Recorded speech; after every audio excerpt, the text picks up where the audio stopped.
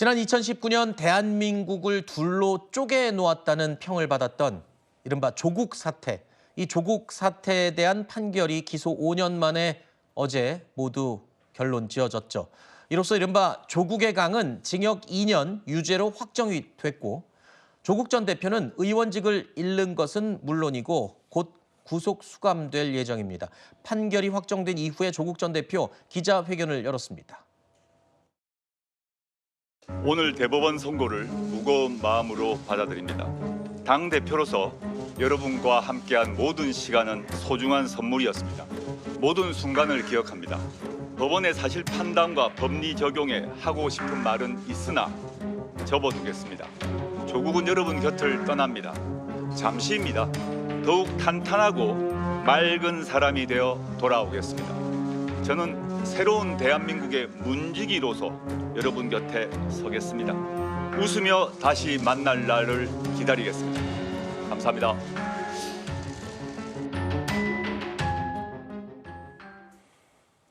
물론 조국 전 대표 선고에 대해서 겸허히 받아들이겠다라고 대전제를 깔았습니다. 하고 싶은 말이 하지만 많이 있는 것 같습니다. 그럼에도 불구하고 하고 싶은 말은 접어두겠다라고 여운을 남기기도 했는데, 오늘 한 유튜브에 출연을 했습니다.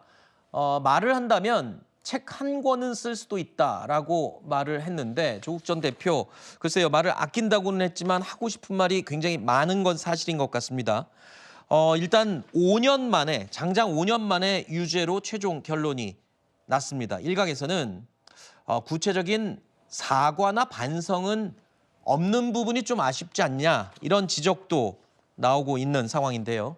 조국 전 대표, 자, 정치 선언 이후에 대통령과 여당을 겨냥하는 목소리가 많았죠. 그때의 목소리 다시 한번 들어보겠습니다. 한동훈 대표와 국민의힘이 예민하고 불안해진 모양인데요. 제가 표준어로 하면 어감이 살지 않을 것 같아서 제가 부산 사투리로 한마디 하겠습니다. 너희들 쫄았지? 이제 고마 지하라마! 모든 문제의 근원이 대통령 자신임을 인식 못하고 있는 거고, 유명한 그 영어 구호 있지 않습니까? 네. 그 당시는 이제 경제다, it's the economy라고 그랬는데, stupid, it's you인 거예요. 이로써 조국의 시간이 2년 동안은 멈췄다라는 얘기가 나오고 있습니다. 징역 2년이기 때문에 시계가 이제 2년이 멈추게 되는 거죠. 그리고 피선거권은 5년 동안 박탈됩니다. 합치면 향후 7년 동안 출마를 할 수 없게 되는 셈이죠. 그런데 여기서도 또 여운을 남기는 듯한 발언이 나왔습니다. 여러분 곁을 떠나지만 잠시일 뿐이다. 더욱 탄탄하고 맑은 사람이 돼서 돌아오겠다라고 입장을 밝혔습니다. 그러면서 새로운 대한민국 문지기로 여러분 곁에 서겠다라고 입장을 밝혔습니다. 이 내용에 대해서는 뭐 어떤 의미로 해석이 가능한 걸까요? 박지원 민주당 의원이 그런 이야기를 했더라고요. 조국 대표가 새 정부가 들어서면 반드시 사면 복권될 것이다. 아하. 그러니까 뭐냐면 조국 대표가 지금 비록 감옥에 가지만 정권이 교체되면은 바로 사면하고 복권시켜서 그 다음 차차기 대선에는 출마할 수 있게끔 도와주겠다라는 저는 포석으로 읽혔습니다. 아하. 이게 문제가 뭐냐면 지금 조국 대표가 지난 10월 16일 날 이루어졌던 곡성군수 재보궐선거 유세 현장에서 네. 민주당을 굉장히 강도 높게 비판했습니다. 후보, 그러니까 재보궐선거의 규칙 사유를 제공한 정당에서 후보를 낼 수가 있느냐. 그러지 말았어야 한다라고 비판을 했습니다마는 방금 선관위에서 결정 내린 거 아닙니까? 네. 조국 혁신당의 다음 순번의 후보자께서 지금 비례대표직을 승계한다고 합니다. 네.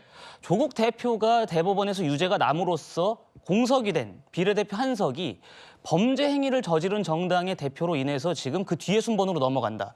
저는 물론 현재 공직선거법상에서는 비례대표 승계가 이루어져야 함이 맞지만 조국 혁신당이 최소한의 염치가 있는 정당이라고 한다면 비례대표 승계 안 하겠다라는 선언을 함과 동시에 국민들께 최소한의 사과를 했었어야 된다고 봅니다. 네. 그런데 그러한 반성의 기질은 일말도 없고 다음에 다시 돌아오겠다라는 그 자신감을 내비치는 것은 후한무치함의 극치를 지금 보여주고 있다. 네. 아직까지도 반성할 줄 모르는 정말 뻔뻔한 모습이 아닐 수 없습니다. 조국 전 대표의 이 공석이 승계가 생각보다 굉장히 신속하게 이루어져서 이제 그 다음 순번의 비례대표가 자리를 채우게 됐습니다. 이로써 내일 있을 대통령에 대한 탄핵안 표결도 의석수가 300석에서 299석으로 줄는 게 아니라 다시 300석이 완성이 된 겁니다. 내일 표결도 이른바 8표가 이탈할 경우에 탄핵안이 가결되는 그 수치는 변함이 없게 됐습니다. 자, 조국 전 대표 이르면 오늘 수감이 될 전망이었습니다. 그런데 조국 전 대표 측에서요. 신변 정리를 이유로 출석을 좀 연기해달라라고 검찰에 요청을 했습니다. 그래서 검찰이 이 요청을 받아들여 줄 경우에는 늦어도 이제 다음 주 월요일에 구속 수감되고요. 만약에 이 요청을 받아들이지 않으면 예정대로 오늘 중으로 구속 수감 절차가 신속히 진행이 될 것으로 예상이 됩니다. 자, 근데 뭐 이런 요청이 종종 좀 받아들여지나요? 일단은 이제 사정을 봐서 건강이라든지 이런 것들, 뭐 신변 정리라든지 수습 이런 것들이 필요하다라고 판단이 될 때는 2, 3일 정도 더 말미를 주는 것으로 볼 수 있고 조국 대표 같은 경우는 현행범을 구속하는 건 아니기 때문에 네. 뭐 곧바로 뭐 오늘 당장에 반드시 구속을 해야 되는 그런 필요성은 없다는 판단이 내려질 수도 있겠고요. 다만 이거는 당국에서 판단을 할 거기 때문에 판단이 내려지면 조국 대표는 거기에 당연히 응해야 된다. 즉각적으로 응해야 된다는 것은 기본입니다. 그리고 하나 더 덧붙이자면 만약에 구속되기 전까지 시간이 주어진다면 전 조국 대표에게 마지막 기회를 드리고 싶어요. 본인의 죄를, 사실관계를 포함한 것을 반성하시라. 지금까지 겸허하게 받아들인다고 했지만 본인이 직접적으로 문서를 위조한 부분, 정경심 교수하고 모의한 부분 이런 것들이 객관적 물증이 다 드러났는데도 법정에서 반성을 하지 않았고 판결문에도 국민들은 잘못 알고 계시는 분들도 계시지만 판결문에는 객관적 물증 앞에서도 반성하지 않았기 때문에 양형을 감경할 수 없다라고 나와 있습니다. 조국 대표가 더 늦기 전에 그 부분을 국민들한테 고백하고 가시게 된다면은 네. 그거는 재기의 가능성이 있을 수도 있다. 네. 그 말씀을 드립니다. 결국 조국 전 대표는 수감될 예정입니다. 하지만 조금 전에 저희 패널이 이야기한 것처럼 정권이 교체될 경우에는 글쎄요, 사면될 가능성도 지금 거론이 되고 있습니다. 사면과 복권이 거론되고 있는데요. 자, 그 사이에 과거에 조국 전 대표 창당도 했고요. 당을 만들기도 했고 또 국회의원직을 수행해 오기도 했죠. 제가 아이 교육에 대해서 그 점에 있어서는 무관심한 편이었습니다. 일단 제가 지금 재판을 게다가 받고 있고 선고를 앞둔 상황이라서 그렇지만 그와 관계없이 제가 해야 될 일은 해야 되겠다는 생각을 하고 있습니다. 윤석열 정권의 무도함과 무능함을 더 이상 지켜볼 수는 없다 이런 생각을 사실 하고 있고요. 검찰 독재 조기 정식을 위해 국회에서 싸워나갈 12척의 배가 여기 마련되었습니다. 존경하는 당원 동지 여러분, 정말 사랑합니다.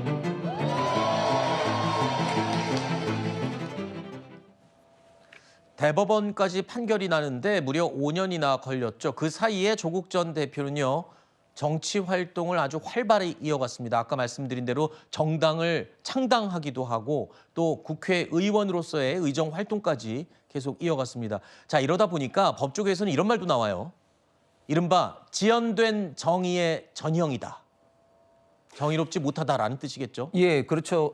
5년이라는 기간이 얼마나 참 긴 기간입니까? 그 유명한 법원에 지연된 정의는 정의가 아니다라는 말도 있는데 저 5년 동안 사실 우리 대한민국에서 조국 전 대표로 인해서 수많은 어떤 갈등이 생기고 심지어 뉴욕타임즈 같은 경우는 내로남불이라는 게 실리기도 했을 정도로 국가적으로도 큰 망신을 산 큰 사건이었습니다. 이게 처리를 하는데 5년 동안 걸리면서 조국 전 대표가 창당한 조국혁신당이 지금 현재 22대 국회에 있는데 만약에 조국 대표가 그 이전에 끝났다면 이런 어떤 정치 활동을 통해서 국민들의 어떤 선택을 받을 수 있는 어떤 기회가 있었겠습니까? 그만큼 국민들의 어떤 주권 행사를 하는 데 굉장히 좀 왜곡된 시간이었다. 그리고 그걸로 인해서 또한 많은 어떤 문제가 파생될 수가 있다. 그리고 또 이렇게 지연이 되니까 일반 국민들은 어떻게 생각하냐면은 결국은 권력 있는 사람들의 어떤 재판은 계속해서 이렇게 지연되는구나. 지금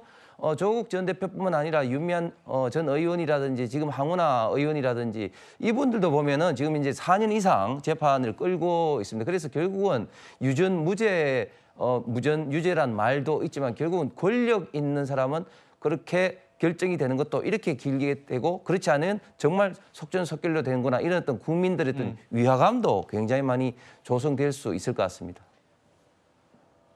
이른바 조국 없는 조국혁신당 이제 현실이 됐습니다. 그러면서 과연 이 조국혁신당의 앞날은 어떻게 될지에도 관심이 쏠리고 있습니다. 저는 잠깐 멈춥니다. 그러나 이는 결코 조국혁신당의 후퇴를 의미하지는 않습니다. 조국혁신당은 허술한 정당이 아닙니다. 초심과 지향 그대로 굳건한 발걸음으로 전진할 것입니다. 어제 조국 대표 판결이 나자 너무나 많은 당원들이 통곡했습니다. 사랑하는 당원 동지 여러분, 딱 오늘까지만 슬퍼하십시오. 우리가 조국입니다. 16만 명의 조국이 하나가 되어 스스로를 정비하고 망가진 나라를 복원하고 있을 그 머지않은 미래에 그 조국, 우리의 조국은 돌아올 것입니다. 일단 조국혁신당 의원들은 조 전 대표를 기다리면서 할 일을 다 하겠다 뭐 이러면서 단일 대우를 약속하는 그런 분위기입니다. 어제 대법원 판단이 나온 직후에 조국혁신당 분위기를 보면 뭐 눈물을 흘리는 의원들도 있었고요.